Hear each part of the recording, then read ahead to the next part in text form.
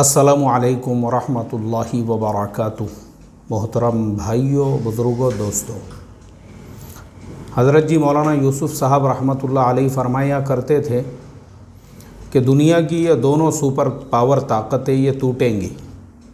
अल्लाह पहले रूस को तोड़ेगा और उसके बाद फिर नंबर आएगा अमेरिका का।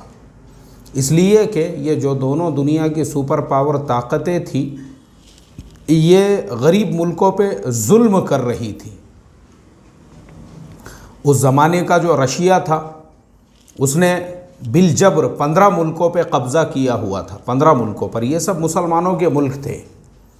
उज़्बेकिस्तान, ताजिकिस्तान, किर्गिज़िस्तान, कज़ाकिस्तान, ये पूरे इलाके पर, तुर्कमेनिस्तान, ये पूरे इलाक़ों के ऊपर ज़बरदस्ती कब्ज़ा करके वहाँ पे कम्युनिज़म का निज़ाम वो चलाना चाहते थे। कोई अज़ान नहीं होंगी, नमाज़ें नहीं होंगी, मस्जिदों को ताले लगा दिए गए, कुरान करीम के पढ़ने पर पाबंदियाँ लगा दी गई, मदारिस को बंद कर दिया गया। उस मुल्क और उस सरज़मीन पर जहाँ पे इमाम बुखारी रहमतुल्लाह अलैहि की कब्र है, जिस मुल्क के इमाम बुखारी उज़्बेकिस्तान के रहने वाले थे, बुखारा जो है वो उज़्बेकिस्तान में ही है, बुखारा के रहने वाले थे। और जो समरकंद है उसके करीब में इमाम बुखारी का मज़ार है। लेकिन अफसोस की बात यह है कि इमाम बुखारी रहमतुल्लाह अलैहि उस सरज़मीन जहाँ से वो पैदा हुए, इल्म और इरफान की सरज़मीन, बड़े बड़े मदारिस आज भी उस सरज़मीन को अगर हम जाकर देखेंगे, वो पूरे इलाके के अंदर बड़े बड़े अल्लाह वाले फ़क़ीह अबुल्लैस समरकंदी, वो समरकंद भी वहीं पर है, ताशकंद भी वहीं पर है। इस सरज़मीन के ऊपर पाबंदियाँ लगाई गई, कुरान करीम के पढ़ने पर पाबंदियाँ लगाई गई, मदारिस को ताले लगा दिए गए। मुसलमानों की जो इस्लामी शनाख्त है, जैसे टोपी पहनना है, दाढ़ियाँ रखना है, उस पर पाबंदी लगा दी गई। खुदा रसूल के नाम लेने पर पाबंदियाँ लगा दी गई। हज़रत जी मौलाना यूसुफ़ साहब रहमतुल्लाह अलैहि फरमाया करते थे, तोड़ेगा, अल्लाह तोड़ेगा, रूस को भी तोड़ेगा और उसके बाद अमेरिका को भी तोड़ेगा। और आज पूरी दुनिया देख रही है, रूस तो ऑलरेडी टूट चुका है।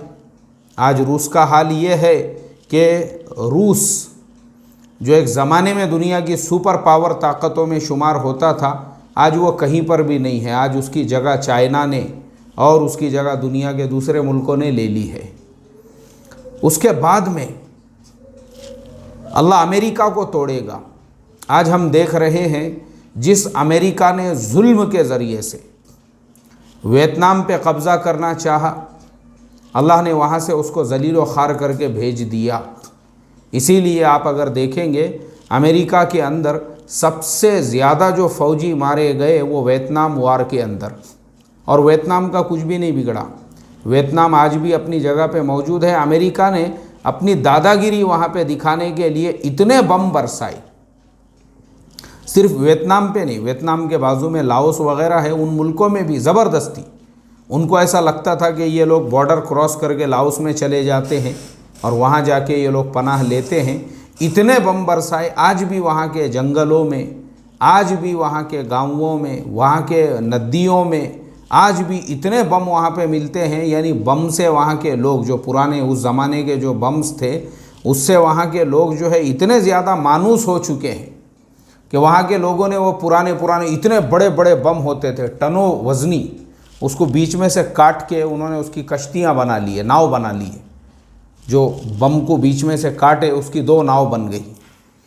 अपने घर के दरवाजे के आजू बाजू 2 बम लगा दिए और उसी का उन्होंने वहीं पे गेट बना दिए। इस तरीके से लोगों ने उन बमों का बाद में इस्तेमाल किए। इतने बम आप अगर स्टडी करोगे तो आपको पता चलेगा कि दुनिया में सबसे ज़्यादा बम कहाँ पे गिराए गए, तो आपको मिलेगा कि लाओस के अंदर दुनिया में सबसे ज़्यादा बम उसी वियतनाम वार के वक्त में जो है वहाँ पे गिराए गए। लेकिन अफसोस की बात यह है, वियतनाम को तो कुछ हुआ नहीं, लेकिन अमेरिका के हज़ारों फ़ौजी अमेरिका को जलील होके, ख़ार होके वहाँ से वापस अमेरिका जाना पड़ा। ऐसे ही अफ़गानिस्तान के अंदर हमने देखा कि 2001 में 9/11 का हादसा अमेरिका में होता है। अब आप मुझे बताइए ना, अफ़गानिस्तान और अमेरिका का क्या लेना देना है? कोई जोड़ ही नहीं है दोनों के दरमियान में। कोई आपस में तालमेल ही नहीं है, कहाँ अमेरिका कहाँ अफ़गानिस्तान। लेकिन जॉर्ज बुश जो उस वक्त अमेरिकन प्रेसिडेंट थे, उन्होंने उस 9/11 का हादसा जहाँ पे हुआ, वर्ल्ड ट्रेड सेंटर के मलबे पे खड़े रहकर ललकारा और ये कहा कि अरे इराक़ और अफ़गानिस्तान हम आ रहे हैं। उन्होंने अफ़गानिस्तान और इराक़ को ललकारा। उसके बाद इराक़ में ज़बरदस्ती, उस वक्त सद्दाम हुसैन ज़िंदे थे, सद्दाम हुसैन जो है वो हयात थे, इराक़ पे अटैक किए गए, इराक़ को निशाना बनाया गया और इराक़ को निशाना बनाने के बाद फिर दूसरा टारगेट था उनका अफ़गानिस्तान। अफ़गानिस्तान को टारगेट बनाया गया। अफ़गानिस्तान को सिर्फ़ और सिर्फ अपनी भड़ास निकालने के लिए, मतलब 9/11 का जो हादसा और जो वाक़या हुआ उसकी भड़ास निकालने के लिए, अपनी बस एक के तुमने किया, यानी ज़बरदस्ती, उसका कोई प्रूफ नहीं मिला, सबूत नहीं मिला। जिस दिन यह हादसा हुआ उसके दूसरे ही दिन जॉर्ज बुश ने जो है मलबे पे से ऐलान भी कर दिया। मतलब ये है कि आपके वहाँ कोई इन्वेस्टिगेशन नहीं, कोई तहकीक नहीं, कुछ नहीं, और आपने खड़े रह के ऐलान कर दिया। और ऐलान करने के बाद में अफ़गानिस्तान को टारगेट बना के अफ़गानिस्तान के ऊपर जो बमबारियाँ की गई, तोरा बोरा के पहाड़ियों के ऊपर इतने बम गिराए गए, तोरा बोरा की जो पहाड़ियाँ हैं, इतने बम गिराए गए बारिश की तरह से, लेकिन उनके हाथ में कुछ भी नहीं लगा। आज दुनिया देख रही है, वही अमेरिका जो अपने आप को दुनिया का सुपर पावर समझा करता था, आज इतने बुरे हालात हो गए हैं कि अभी जो वहाँ के सदर है जो बाइडेन, उन्होंने ऐलान किया सितंबर तक हम पूरी अमेरिकन आर्मी को वापस अमेरिका में बुला लेंगे। और तकरीबन 90% आर्मी जो है वो अमेरिका वापस जा चुकी है और 10% आर्मी जो बची हुई है वो आने वाले महीने तक जो है वापस अमेरिका चली जाएगी और पूरा जो मुल्क था वो उनके कंट्रोल से निकल गया।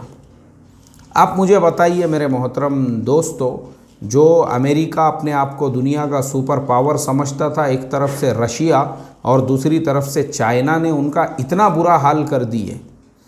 आज अमेरिका की जो इकोनॉमी है, इकोनॉमी वो पूरी तरह से बर्बाद हो चुकी है। मैं आपको बताता हूँ, अमेरिका के लॉस एंजलिस शहर के अंदर 1.5 लाख से ज़्यादा लोग वो है जो आज उनके पास में रहने के लिए घर नहीं, वो झोपड़पट्टी डाल के वहाँ के समंदर के किनारों पे रह रहे हैं। मैं आपको अमेरिका की बात बता रहा हूँ। आपको लगता होगा कि अमेरिका तो वहाँ पे बस न्यूयॉर्क सिटी की आपने जो बड़ी बड़ी बिल्डिंगें देखी हुई है, आपको लगता है बस वही अमेरिका। ऐसा नहीं है। आज अमेरिका के हालात ख़राब हो चुके हैं और आने वाले दिनों में और ख़राब होने वाले हैं।